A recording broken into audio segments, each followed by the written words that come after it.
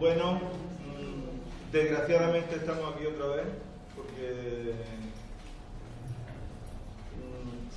nos reunimos cada vez que hay una reforma para hablar sobre ella, y esas reformas nunca son motivo de alegría para los trabajadores. Llueven como cántaros o como chuzos de punta sobre nuestras cabezas, una tras otra la reforma. Ellos tienen en marcha un plan perfectamente diseñado, entiendo yo, cuyo objetivo es el desmantelamiento del Estado social, de los derechos que ganaron nuestros abuelos con su esfuerzo y con su lucha. Quieren privatizarlo todo, quieren hacerse con las pocas riquezas del país. Estamos en manos de un conjunto de criminales sin escrúpulos, lo podemos decir así, desde Mario Draghi hacia abajo. Y pues lógicamente, mientras el pueblo no diga se acabó, no nos vamos a dejar pisotear.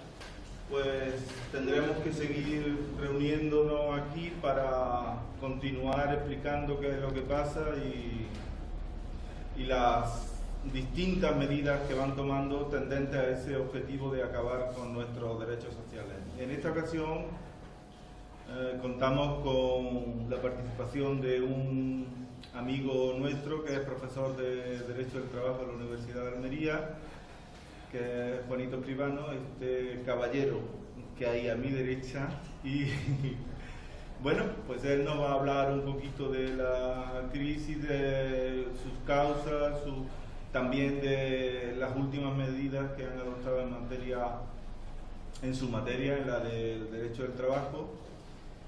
Y sin más prolegómenos, pues le doy la palabra a Juanito Escribano. Juanito, porque lo conozco desde hace 25 años o más, y cuando lo conocí era Juanito. Ahora ya lo podemos llamar Juan. Bueno, pues gracias, Antonio, por su presentación, y gracias a la Asamblea de Parados de Frenas Núñez por haberme invitado a dar aquí una charla. La propuesta que se me hizo fue que un poco introdujera cuáles son las causas de la crisis actual y cuáles son las consecuencias que esa crisis ha tenido para los trabajadores y las trabajadoras de nuestro país, ¿no? Lo que yo voy a hacer va a ser, en primer lugar, analizar un poco cuáles son las características del capitalismo en general, para después llegar a la conclusión de que la actual crisis económica es una consecuencia de las propias características intrínsecas del capitalismo, y después cómo de esa crisis, o con esa crisis, los que hemos salido perjudicados han sido los trabajadores y las trabajadoras, y sobre todo después nos centraremos fundamentalmente en cómo se ha producido esa repercusión negativa en nuestros derechos, ¿no? Así que, empezando por lo primero que he avanzado, que es el capitalismo, ¿no? Estamos actualmente en una crisis del modo de producción capitalista, lo que no quiere decir que, al contrario de lo que opinan muchos de los contertulios de las cadenas de televisión y de radio que oyen la inmensa mayoría de la población, que este sea el único sistema posible. Lo que más en el que estamos viviendo, pues vamos a analizar qué es exactamente el capitalismo, ¿no?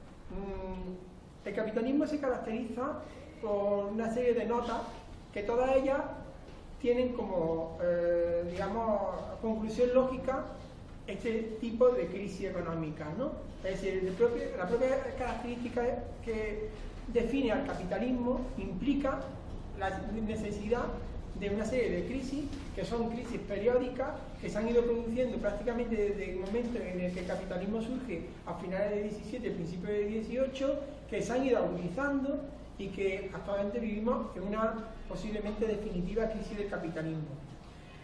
Esto nos va a llevar a la conclusión, al final, de que no hay solución dentro del capitalismo. Por lo tanto, los trabajadores y las trabajadoras lo que tenemos es que idear un nuevo modo de producción que no esté regido por las reglas que ahora vamos a ver, que son las que caracterizan al capitalismo. Bueno, pues ¿cuáles son las reglas que caracterizan al capitalismo? Todas son esencialmente desde un punto de vista moral, son inmorales. El capitalismo es el modo de producción que se caracteriza fundamentalmente por no poner nunca al ser humano como centro, sino poner única y exclusivamente los intereses de las clases que poseen los medios de producción.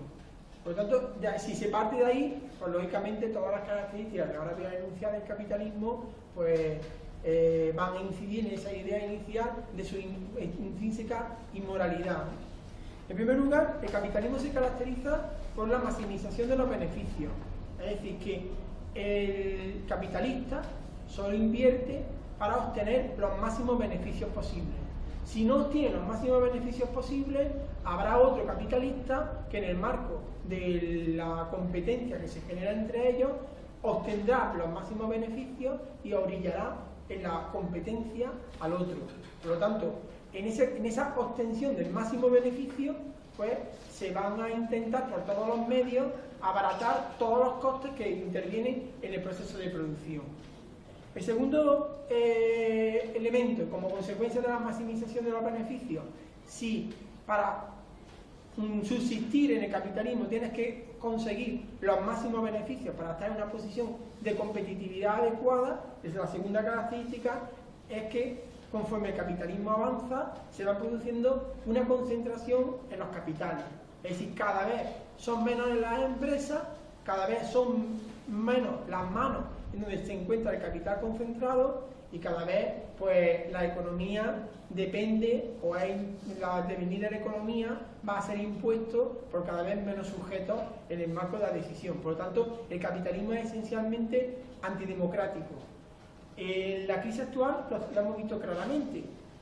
Hemos visto cómo las grandes empresas que ya existían antes de la crisis del año 7 y del año 8, ¿no?, que es la crisis que actualmente estamos padeciendo, esas grandes fortunas que controlan la inmensa mayoría de los modos de producción a nivel planetario, tanto lo que es la producción, la distribución de las mercancías, se han visto esencialmente fortalecidas. Si vemos la lista de los hombres más ricos, son esos hombres, de los hombres más ricos del planeta, vemos cómo, por ejemplo, en el caso español, el dueño de Inditex es mucho más rico que antes de empezar la crisis. Para que él sea mucho más rico, ha necesitado pues concentrar en su empresa, Inditex, los máximos beneficios y excluir al resto y a la competencia, ¿no? Es decir, que el capitalismo en ese sentido, si nos paramos a pensar, funciona como los animales depredadores en el reino animal, ¿no? El jefe de la manada, el león, pues necesita expulsar a los otros leones para poder tener un territorio donde alimentarse, ¿no?, con las cebras. Las cebras, sí, se trata en este caso de un sistema de alimentación muy territorializado, pues el capitalismo pasa igual, pero el territorio del planeta. Si se concentra el capital, se maximizan los beneficios cada vez a un nivel más amplio. Decía Lenin en su obra El imperialismo, última etapa del capitalismo, que esta era la etapa definitiva del capitalismo. Es decir, el proceso de concentración terminará generando grandes multinacionales que concentrarán la inmensa mayoría del poder económico y también político. Eso es por lo que actualmente los gobiernos nuestros o cualquier otro, Merkel, en realidad, o Obama, en realidad no gobiernan. Los que gobiernan en realidad son los grandes poseedores, detentadores de los medios de producción a nivel planetario. Es decir, esas grandes fortunas que controlan las grandes corporaciones, que son las que en realidad controlan las diferentes políticas de los Estados-nación. Los Estados-nación desaparecen, decía Lenin. Por lo tanto, esto lo estamos viendo clarísimamente hoy. ¿Tiene capacidad el gobierno español para crear una determinada política económica? Pues posiblemente no. Y ahora vamos a ver cómo cuál es una de las dificultades más importantes que están viendo muy claramente en la crisis, que es el tema de la evasión de los capitales, ¿no? En tercer lugar, y ya lo he avanzado antes, la tercera característica del capitalismo es la competencia en una cosa que se llama el mercado. Se ofrecen unos determinados productos en una realidad que no se sabe muy bien cuáles son las reglas de gobierno, que ni siquiera los economistas son capaces de prever cómo funcionan esas reglas, esos marcos que se llaman mercados, y que van a ser fundamentalmente todo lo contrario a lo que sería lo racional, que sería planificar. Es decir, el capitalismo se caracteriza porque no se sabe cuando se está produciendo cómo va a reaccionar la propia economía. La economía se convierte en una especie de ente al margen de las propias voluntades de los individuos, como es el mercado el que terminará regulando cuáles son los que vamos a tener que consumir, lo que no vamos a tener que consumir, cuáles van a ser los precios, etcétera. Pues nos encontramos con una realidad ajena a la propia voluntad de los individuos y que no se puede controlar. El capitalismo, por tanto, se caracteriza por tener como nota básica la imposibilidad de la planificación destinada a la satisfacción de las necesidades humanas. Sí que se planifica para la obtención del máximo beneficio, porque esa es otra de las reglas que antes avancé, ¿no? Y en cuarto lugar, el capitalismo, otra de sus características fundamentales es que necesita un crecimiento permanente. Es decir, se necesita que el dato macroeconómico del Producto Interior Bruto esté permanentemente en crecimiento. Si el capitalismo, la economía no crece, entra en crisis. Y esa crisis pues genera, como ocurrió a principios de la década del siglo XX, pues guerras mundiales, con millones de personas que mueren como consecuencia de que el capitalismo se estanca y necesita salir de alguna manera. La manera que el capitalismo ha salido de esa crisis de producción han sido la destrucción y la muerte. Actualmente, ¿cómo estamos intentando salir o cómo están intentando salir los capitalistas de esta crisis, ¿no? En este momento nos encontramos ahora con un problema adicional. El capitalismo necesita del crecimiento permanente. Hemos visto que en cuanto hemos dejado de crecer por la crisis que se produjo en el año 8, pues todo se ha venido abajo, ¿no? ¿Cómo se salió de las crisis anteriores de crecimiento? Bueno, no es la primera vez que lo estamos viviendo en un problema de crecimiento, ya digo. La crisis de los principios del siglo XX se salió pues con la muerte de millones de personas en las guerras mundiales. ¿Cómo se salió después en las crisis que se generaron después de la Segunda Guerra Mundial? Pues con el consumo energético. Nos encontramos con una energía que era bastante barata, como consecuencia de los procesos de descolonización, donde la energía se adquiría por las grandes empresas capitalistas de Occidente a unos precios irrisorios, y gracias a esos precios conseguimos crecer durante 30 años, 40 años, desde el final de la década de los 50 hasta esta década, hasta la última década de los 90, el año 2000, conseguimos crecer a costa no ya de la guerra, que también, ahí estaba la guerra de Irak, para conseguir abaratar los precios del petróleo, conseguimos crecer como consecuencia de tirar, digamos, la energía. En los últimos 35-40 años hemos consumido más del 50% de la energía que ha consumido toda la humanidad en toda su historia. Y sin embargo, ¿para qué ha servido? Sería ya un poco, si alguien de los que estamos aquí nos declaramos procapitalistas, pues sería la prueba de para que dejara de ser, ¿no? Conseguimos, consumiendo la inmensa mayoría de la energía que la humanidad ha consumido a lo largo de toda su historia, conseguimos que una cuarta parte de la población mundial viviera en unas condiciones que es las que nosotros hemos conocido en los últimos 30 años. Es decir, que hemos conseguido, tirando toda esa energía, que durante 30 años una parte ínfima de la humanidad pues viviera con los niveles de consumo que nosotros hemos vivido en estos últimos 30 años. Hemos condenado al hambre a las 3/4 partes de la humanidad, y algo que casi es incluso peor desde el punto de vista de su irreversibilidad y de las consecuencias que va a traer a posteriori, y es la crisis medioambiental a la que ese consumo desaforado de energía no hemos visto abocados, ¿no? Por lo tanto, en resumen, el capitalismo necesita maximizar beneficios, es decir, se antepone a cualquier otro interés, da igual por encima de quien se pase para conseguir esa maximización de beneficios, obtener lo máximo posible. En segundo lugar, se produce una concentración de los capitales. Eso significa que el capitalismo es esencialmente antidemocrático, porque cada vez menos personas deciden el destino de más personas. Es decir, los mecanismos de participación de la democracia burguesa son absolutamente irrisorios si tenemos en cuenta la concentración de poder de esas grandes corporaciones, de esos grandes individuos que tienen en sus manos el poder económico. En tercer lugar, esa concentración de capitales se produce en el marco de un sistema que es el mercado, que es irracional porque no se planifica, es decir, que no se puede saber exactamente cuál va a ser el destino de la economía dentro de 10 años porque el mercado no planifica, su característica fundamental es la no planificación. Y por último, se necesita el crecimiento indefinido.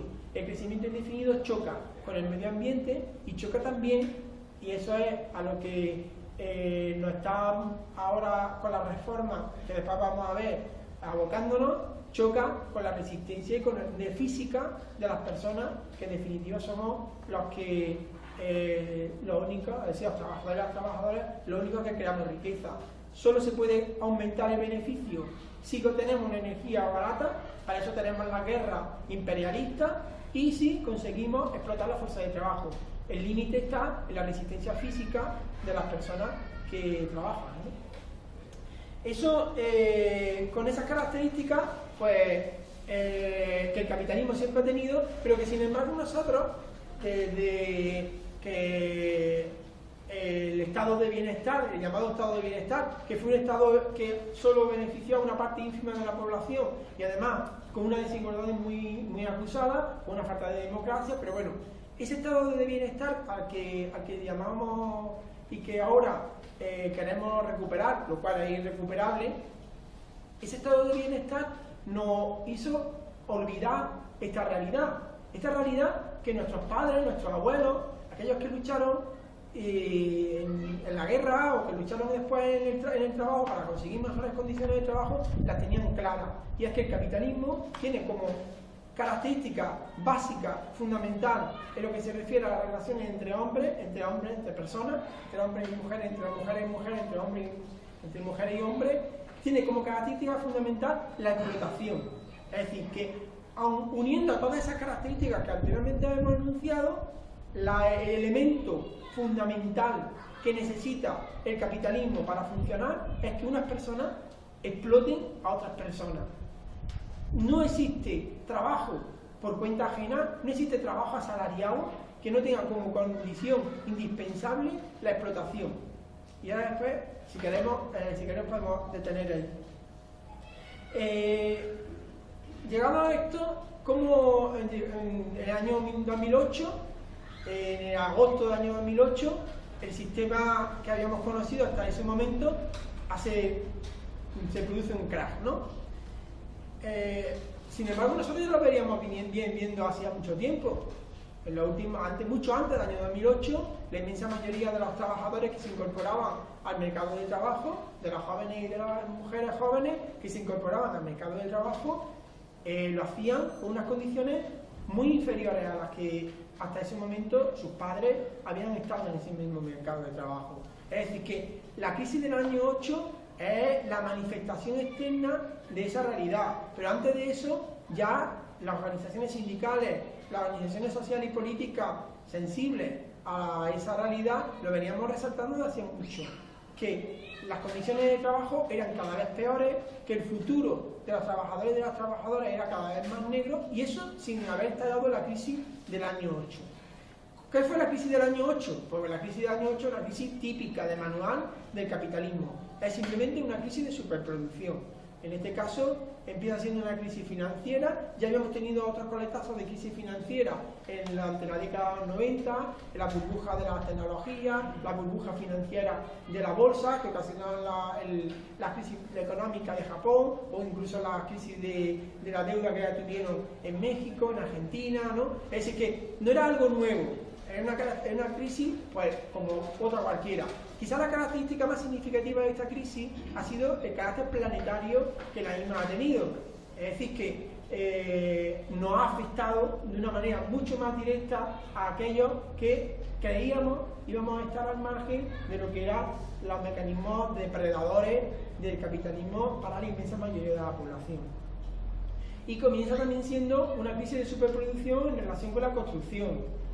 Los dos elementos, construcción y sistema financiero, pues provocan la caída de grandes corporaciones financieras de los Estados Unidos que, al tener el poder político y militar mundial, inmediatamente ocasionan el rescate.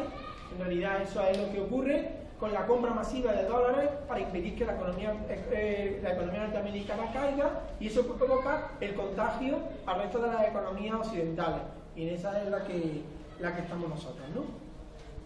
¿Esto qué ocasiona? Bueno, pues las consecuencias que todos vemos en los medios de comunicación a diario en nuestro país.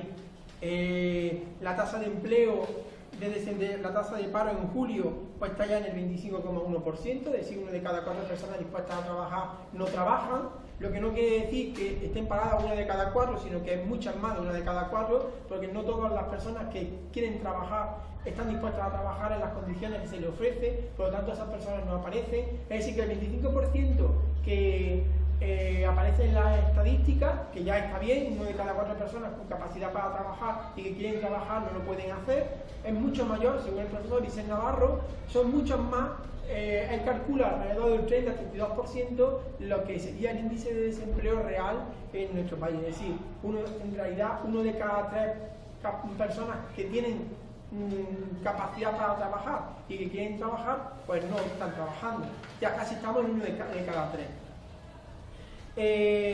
Se está produciendo una huida de capitales que es algo desconocido en nuestro mundo, en nuestra economía. Hasta ahora no había habido registros de huida de capitales en España tan tremendos como los que se están produciendo actualmente. Por ejemplo, en el primer semestre del año, 219.000 millones de euros se fueron de España, es decir, las grandes fortunas han llevado sus dineros a paraísos fiscales o lo han invertido en la economía alemana. Fundamentalmente lo han invertido en la economía alemana. Esa es una de las razones por las que a Alemania no le está afectando la crisis tan directamente como nos está afectando a nosotros, porque se está convirtiendo en una especie de economía refugio. Los capitales españoles, 219.000 millones en el primer semestre del año, se han ido a la economía alemana. Si vemos las curvas de ingresos y de huida, de ingresos de divisas y de huida de divisas de España y de Alemania, se ve una relación perfecta. Conforme se provoca la evasión de las divisas españolas, se aumenta la entrada de capital en Alemania. Es decir, estamos financiando, bueno, estamos nosotros no, sino los ricos españoles están financiando